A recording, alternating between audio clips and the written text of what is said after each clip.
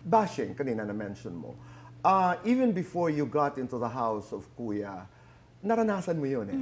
Because nasa social media ka. Paano mo hinaharap? Deadma ka ba or patol? Before Tito Boy, aaminin ko, very patol ako talaga. Kasi bata ako nag-start eh, bata, hindi ko pa naiintindihan na parang... Kasi pag may alam kang katotohanan sa sarili mo, tapos makikita mo sa internet na binabash ka for a wrong parang view, syempre ikaw sa sarili mo, ang unang may isip mo, ay hindi yun totoo, kailangan ko magsalita.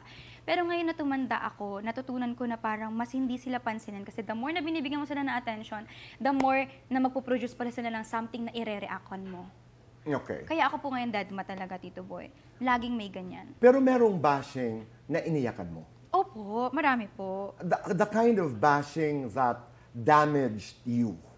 More on pag-about po sa family ko. Kasi ako, tulad po ng sinabi ko kanina, pumasok po ako sa industry na to, ni-ready ko po yung sarili ko. Alam ko yung pinapasukan ko. Pero yung family ko po kasi hindi sila pumasok dito sa industry na to. Hindi sila kasama sa akin.